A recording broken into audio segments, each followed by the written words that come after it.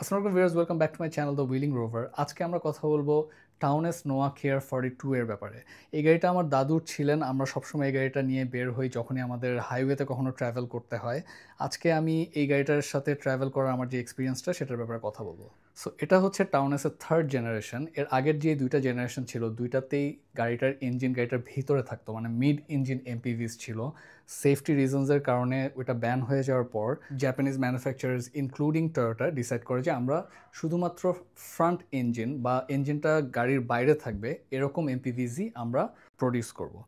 তো ইঞ্জিনের কথায় যদি আসি, যে এটাতে দুইটা ভার্জন আপনারা পাবেন, একটা হচ্ছে 1.8, একটা হচ্ছে 2.0। আমাদের দেশে 7K এবং 3S FE ইঞ্জিনটাই বেশি পপুলার ডিজেল 2.2 থেকে। দুইটাই আমরা জানি যে 90s এর very popular engine.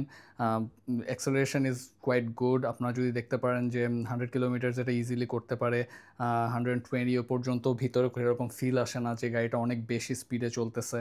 কন্ট্রোলও very nice. ব্রেকসও করতে হলে বা ইমার্জেন্সি সিচুয়েশনও আমি দেখছি যে খুব ইজিলি গাড়িটা ব্রেক হয়ে যায়। এই গাড়িটা হচ্ছে একটা প্রপার ইউটিলিটি ভেহিকেল। এটাতে প্রপার 7 সিটার আপনারা পাবেন, একটা বেবি সিটও মাঝখানে আছে। যদিও সিটের কুশনগুলা বেশি একটা ভালো না।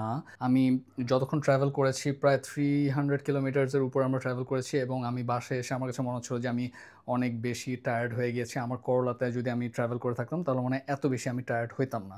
এটার ফ্রন্ট যেই সিটটা আছে সেটা অ্যাডজাস্ট করা যায় না, which is very very irritating. এছাড়া থার্ড রোয়ের অ্যাক্সেসিবিলিটিও, আপনাকে হেল্প ছাড়া আপনি মিডল রোয়ের একটা সিট না সরানো ছাড়া আপনি থার্ড রো থেকে বের হতে পারবেন না। বাট সারপ্রাইজিংলি পিছের সিটে লেগ স্পেসও ভালো থাকে, এবং মিডল রো যে রোটা সেটার সিটসও ভেরি নাইস, আর স্পেসও মোটামুটি ভালোই থাকে। ফ্রন্ট সিটের স্পেসটাও একটু ক্র্যাম্পড আপ, আর ওটা অ্যাডজাস্ট করা যায় না, যেটা বললাম ওটা একটা প্রবলেম। সো গাড়িটা থার্ড রোতে যদি তিনজন বসি তাহলে লঙ্গার জার্নির জন্য একটু সমস্যা হয়ে যায়। আর এসিটাও হচ্ছে কম কাভার করে একদম থার্ড রোতে, কারণ এটাতে ডুয়েল এসি নাই। কিন্তু সেকেন্ড রোতে এরকম কোনো প্রবলেমও নাই, এসিও কাভার করে, কুশনও ভালো সিটের, আর এনাফ আপনি খুবই কমফোর্টেবলি জার্নি করতে পারবেন যত লংই হোক। সিন্স গাড়িটা এত বেশি ইউটিলিটি সেন্ট্রিক, গাড়িটার reliability is in another level. আপনারা জানেন যে এটা এত বেশি পপুলার ওয়ার্ল্ড ওয়াইডই, যতগুলো কান্ট্রিতে আমরা জাপানিজ ইউজড গাড়ি পাই সব কয়টা কান্ট্রিতে এটা খুবই বেশি পপুলার, অনেক বেশি রিলায়েবল। স্পেয়ার্সের প্রাইসেসও একদমই কম, including exterior and interior. Even যখন আপনারা ইউজ নেবেন তখন আপনাদের মাথায় রাখতে হবে যে ডাবল ডোর মানে ডুয়াল ডোর যেটা, সেই মডেলটা নেওয়াটা আপনাদের জন্য অনেক বেশি এসেনশিয়াল। আর না হলে এক সাইড থেকে এন্টার করে বাসায় যদি আপনাদের একটু এল্ডারলি সিটিজেন থাকে তাদের জন্য প্রবলেম হয়ে যায়। সো দুই দিক দিয়ে খোলা যেই ব্যাপারটা সেটা ইজ ভেরি নাইস, আপনাদের অ্যাক্সেস অনেক বেশি ইজি হয়ে যায়। সিন্স আমাদের এই গাড়িটা হচ্ছে ডিএক্স স্ট্রিমের, এই গাড়িটাতে ফিচার্স বলতে সেরকম কোনো কিছুই নাই।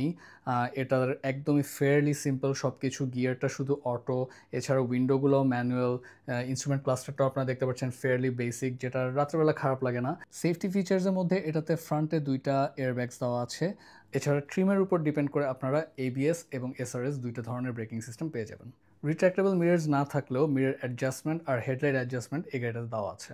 সিন্স এটা একটু ইউটিলিটি সেন্ট্রিক, এই জন্য বেশি অপশনস এটাতে আশা করাও ঠিক না, আর নাইও। এই গাড়িটার একটা পজিটিভ সাইড হচ্ছে এটা resale value is very very high, কিন্তু অবশ্যই আপনাকে মাথায় রাখতে হবে যে আপনি প্রাইভেট রেজিস্টার্ড গাড়ি নিচ্ছেন, অরালস কিন্তু আপনি পুলিশের একটু প্রবলেমে পড়বেন, কারণ এই গাড়িগুলো অনেক বেশি পুলিশ দাঁড়া করায় এবং চেক করে যে প্রাইভেট রেজিস্টার্ড গাড়িতে রেন্টাল ইউজ হচ্ছে কিনা। কস্ট কাটিংয়ের সায়েন্স সবচেয়ে কম এটার ইন্টেরিয়ারেই পাবেন। এটার স্টিয়ারিংটাও বেশি সুন্দর, গ্র্যাব হ্যান্ডেলের পজিশনিংগুলো ভেরি নাইস, ইন্টেরিয়ারটা হালকা bluish grey which is very nice, আমার কাছে অনেক পছন্দ এটা ইন্টেরিয়ারটা। ইন্টেরিয়ার শেপগুলো অনেক সুন্দর, ইন্ডিকেটারটা দেখেন কিভাবে আছে, ইমার্জেন্সি যেই বাটনটা সেটাও ভেরি নাইস, গিয়ারের পজিশনিংটা অনেক সুন্দর।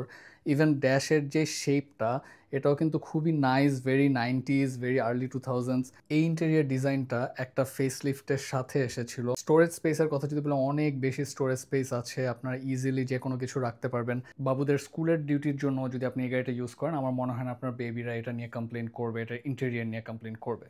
এক্সটেরিয়ার ব্যাপারে যদি আসি, এক্সটেরিয়ারও খুবই রিলায়েবিলিটিটা মাথায় রেখেই এটার এক্সটেরিয়ারটা বানানো হয়েছে। সেরকম কোনো গাড়ি এটা না যেটা আপনি ইউজ করলে সবাই অনেক বেশি মনে রাখবে যে ওর কাছে একটা নোয়া ছিল। একদমই সিম্পল, আর আমরা রেন্টে এত বেশি দেখি যে আমাদের কাছে চোখে আমাদের একদমই কমন হয়ে গিয়েছে।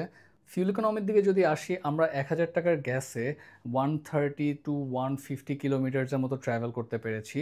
তেলে এটা সিটিতে 5 to 7, 7.5, 8 depending on the weight and traffic আপনারা এক্সপেক্ট করতে পারেন।